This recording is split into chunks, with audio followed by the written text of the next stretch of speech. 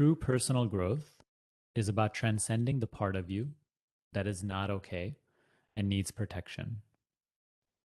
This is done by constantly remembering that you are the one inside that notices the voice talking.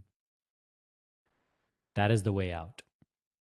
The one inside who is aware that you are always talking to yourself about yourself. That one is always silent. So I'll say that statement again real quick.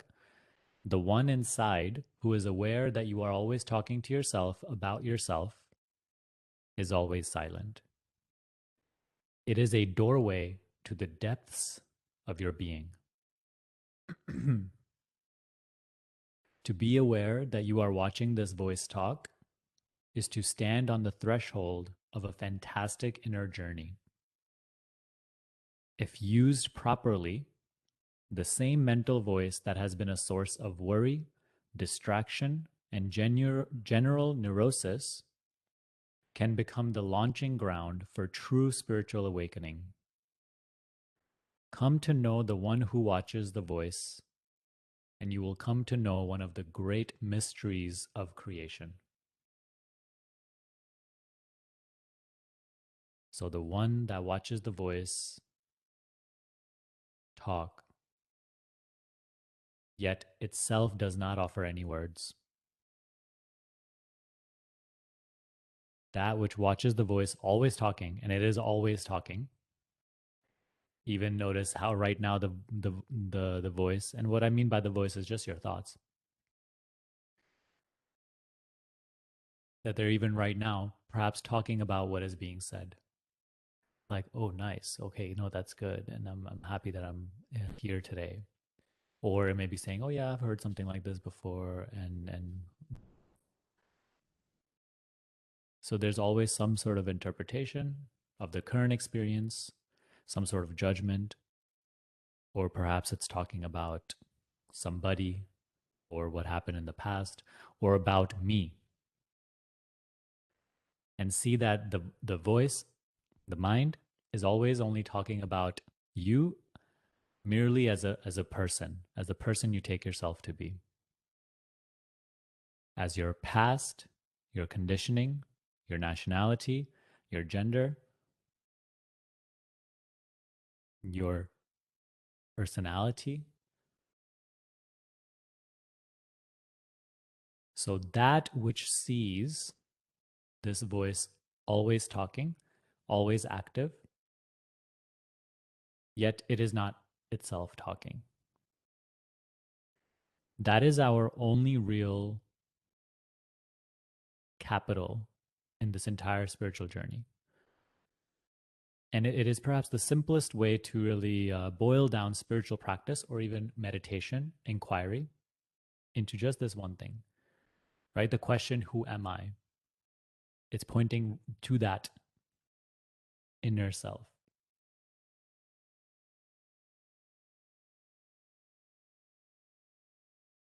To return to that again and again, being the not like returning to it as a something else. You're returning to yourself because you are the one watching, right?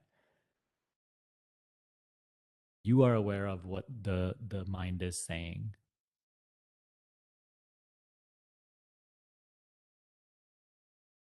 Constantly returning to yourself as just the mere watching, the seeing, the knowing, the awareness.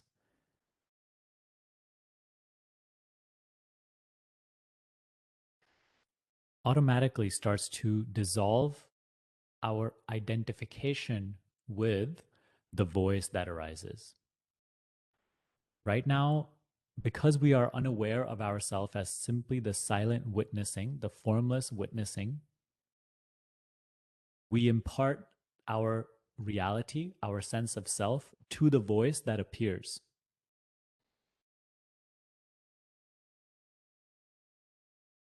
So see, even now, right now, maybe the mind, it, there's some neutral thoughts, right? Nothing really crazy, but like it's just saying something.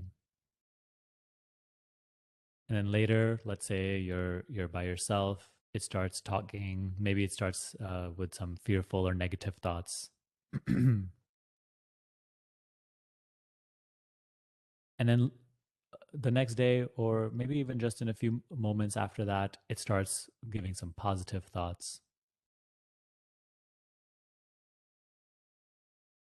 Right now, it's saying one thing, and then the next moment, it's saying something else. Even when talking about a particular subject, today it may say that this is good, and then tomorrow, based on its convenience, it may say this is bad. So, this inner dialogue, this talking, is so unstable. It is so changeful. And because we are in a state of identification with this constant talking, it has the capacity to influence everything. It has the capacity to pull us into suffering. Actually, suffering is only possible if the identification with this voice is strong. And so, if we want peace, this is the simplest pointer. This is what spiritual practice is all about.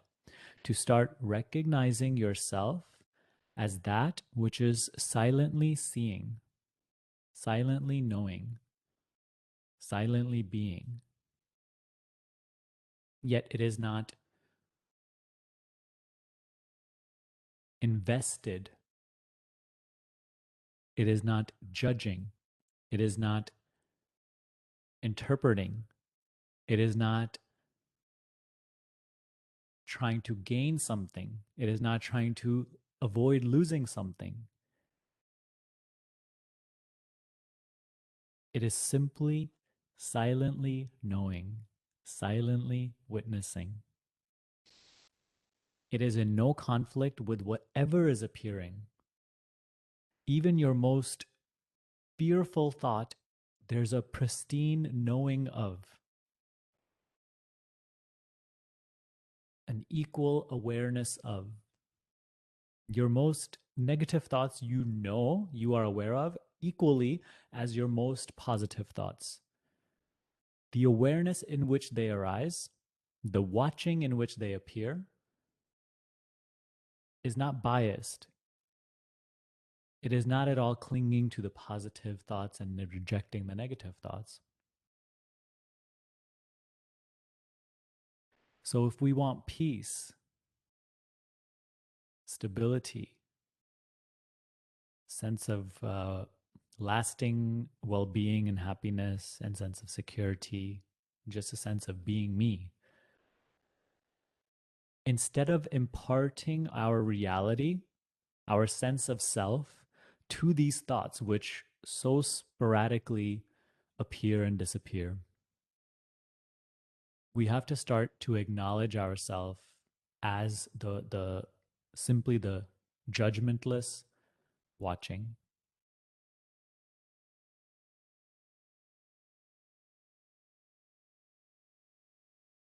The self inquiry, as we covered in this program, in the self inquiry school lectures, you'll see all the pointers we cover there are pointing to this very same me, that which is aware. And all those pointers are helping you to explore, as what am I aware? Because even our idea right now of what is watching, as what am I aware, is very limited. It is very attached and associated to me as this person watching, me as this body watching, me as this so and so. And again, that idea that you have of yourself, everything we take ourselves to be right now, is just a culmination of our past, our conditioning, our personality, our thoughts, emotions. It is actually our idea of ourselves is simply what the voice is telling us that we are. And because we are not aware of that which we actually are, which is not, which is formless, it is not a thing. So there's a blind identification with whatever the voice tells you that you are. And the mind's idea of what you are also changes throughout your life based on what happens.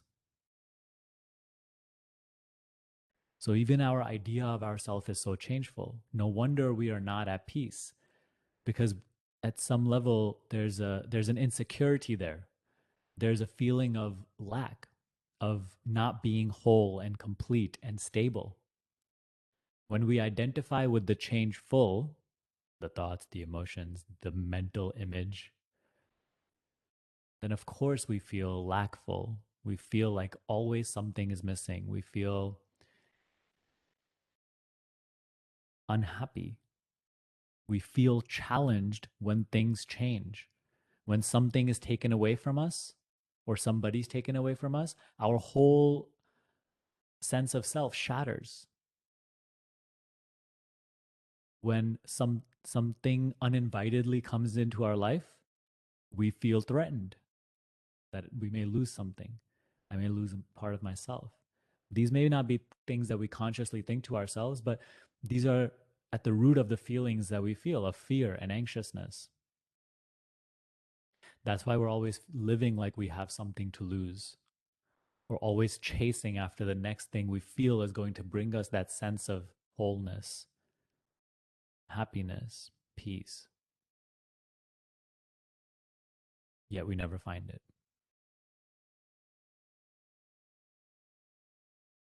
So the question, who am I?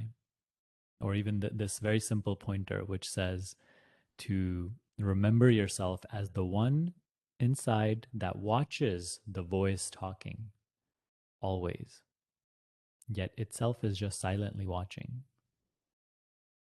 This is our practice. You're not gaining anything. It's simply a shedding away of constantly maintaining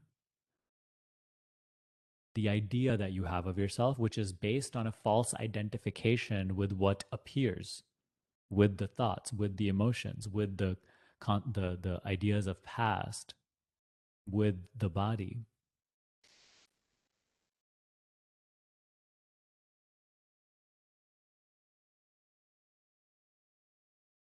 The mind may be saying, "Oh, okay, I am not this thought."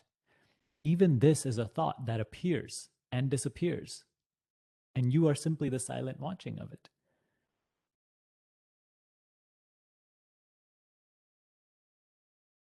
This teaching is not telling you you are not your negative thoughts, but you are your positive thoughts. No.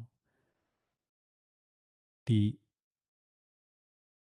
the voice that appears, the thoughts, none of them are essentially what you are. We can say they are you with conditions, with the filters, with it's you, and you put on goggles. And so you become that which you put on. It's like you, and you wear masks. The thoughts are like masks. So of course, when you believe in a certain thought so strongly, it really becomes you. It's almost like we become blinded in that mask, that personality, that identity. So at least in the moments of practice, we are asked to not believe in anything the voice says, anything the mind says, to not be interested in anything the mind says. Even if a great doubt arises, but how can I live my life if without the mind? In the moments of practice, you turn away from even this. Simply be the watching in which that thought arises and goes. Just remain as the seeing. That has no investment, that is not concerned about, oh my God, how am I going to live my life? That itself is just the voice, right? The fear that arises, that itself is just the mind. The mind is that which thinks fearful thoughts, and then the mind is the one that is afraid of those fearful thoughts. Yet we say, I am afraid. I am fearful. I am anxious, right? I am in a state of identification with what is appearing right now. But again, what appears disappears. And I still am. You remain.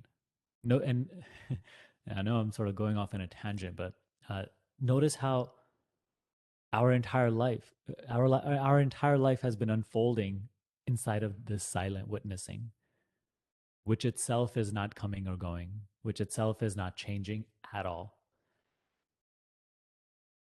This silent witnessing doesn't appear as an object in our experience. The closest you can get to it is the sense me, is the sense of identity, what I am, the sense of being. You can't see it over there. You can't find it inside. It's not inside or outside. It's not up or down. It's not there or there. Anywhere you look inside of experience, you will fail to find it because you're already looking inside of appearances, because everything that you are aware of changes. So we're getting a little subtle here. Try to hang on if you feel like, maybe at this point it's getting too subtle and it's not making sense. Again, notice the judgments that arise. Mind may be resisting the pointing or the teaching. Just watch those judgments arise. Be the silent watching of those judgments. No need to buy into those judgments. But you cannot find this silent witnessing inside of the appearances. You only need to return to being yourself. You are the silent witnessing. You don't have the silent witnessing as a possession, as something you own, as a somebody else. You are the silent witnessing, in which even the body and all your thoughts, all the emotions appear. So that is the level of subtlety which this simple practice takes you to. Not conceptually, but your real understanding of yourself. Right now, we live with our limited identity, which is the body, which is the bundle of thoughts. I live from this. I take myself to be this. And so this is the limited identity which meditation, which this practice, which is meditation, is clearing away. It is shedding away all limitation, which is so subtle. You don't see your own limitations. That's why they are your limitations. You're not consciously limited. All limitations are unconsciously identified with, carried with you like a bag of goodies. Meditation, as I said in this quote, the returning or remembering of yourself as the silent witnessing, being at no conflict with what is appearing, with any thought, simply being yourself as a silent witnessing. This is like the cure, which starts to automatically melt away these identifications, these associations, the belief that we have in ourself as a this or a that. So our mental image of ourself, our idea of ourself starts to be seen as a fabrication rather than my ultimate truth. We become free of those limitations. Our addiction to the past and future, which is solely based on our identification with the thoughts, that starts to melt away as well. For you only need to constantly dwell in past and future to recreate your idea of yourself. That is how we are always recreating our self-image, our ego, our personal identity, by thoughts of past, what I've done and what I've been through, and future, what I hope to do and hope to achieve. And so by returning to ourselves, by remembering ourselves, our idea of ourself, which is the self-image, it starts to be seen as, right, the mental fabrication. And our understanding of ourself, our lived seeing and recognition and knowing of ourself starts to be clear of all that it is not. So again, it's like the example that I always share, like the clouds scattering away, revealing not something new, but what is already there. And this scattering away is what we feel as peace. Again, peace is not an addition. Happiness is not an addition. You can buy anything in this world. You can have the person you want or have the greatest achievement, but it will not bring you lasting peace or happiness. It may add on to your self image momentarily, which you feel as like a hit of satisfaction and achievement, in which you allow yourself to just be happy and satisfied for that moment, but it will go. For peace, for happiness, for self knowledge, this is the most direct way to constantly remember yourself as you are, free from associations with what you are not, with what appears, aka the thoughts, the emotions, the sensations, the whatever, the realm of your experience. And so that's really the process, also how we have defined it inside of the course as well. So we start off with the presence teaching, the acceptance teaching, and then self-inquiry. Ultimately, you see it's all pointing to the same self, same you.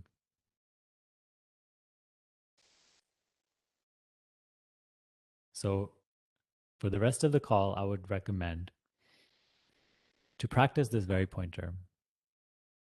Constantly see how the voice or the mind is judging what is being said. It has some sort of perceived gain, or like I really gained something from this conversation, or is it saying that I wanted to hear something else? It's never satisfied. It's never just at peace. It's never quiet. It's just always creating things to talk about. It's like that neighbor you wouldn't want to have. So see that again and again. It's always expecting something. It's always judging, always interpreting, always measuring to the past or measuring with someone else. Just watch this. Become aware of the dysfunction. Watch it without needing to do anything about it.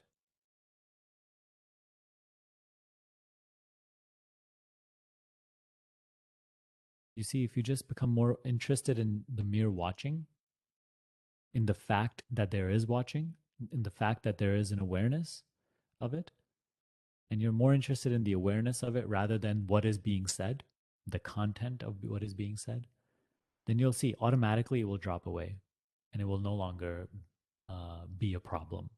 It will no longer torment you. Because even that which is tormented, the me feeling tormented, is also just the voice. It's the voice fighting against the voice.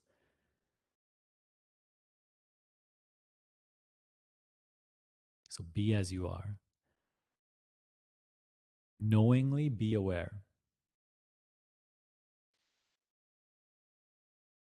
So rather than just sort of falling asleep throughout the conversation, right, where we just once again fall into the state of identification, anytime the voice is noticed to be judging or whatever, just drop it. Just return to yourself. I just wanted to thank you for watching this video. If this video brought you value and you'd like to go deeper into this teaching, please make sure to check out my free resources down below. And if it's something that you'd like my personal help with, if you want me to guide you in how to go deeper into self-inquiry and helping you dissolve mind identification and become free from suffering, Please learn more about my School of Awakening program. It is absolutely incredible. If you feel like you've been going through this teaching for years and years, yet your understanding is entirely at an intellectual level, if you still feel stuck, if you're still experiencing obstacles, I can so confidently say that all those things will be dissolved in our time working together. So if that is of interest to you and you do want my help, then please learn more about my School of Awakening. I'm so excited to share that with everybody here. And I can't wait to have you in our program. So learn more about it. You can click the link, then you can book a free call with me, and where we can see if this is the right fit for you. Okay, that's all for today. I'll see you next time.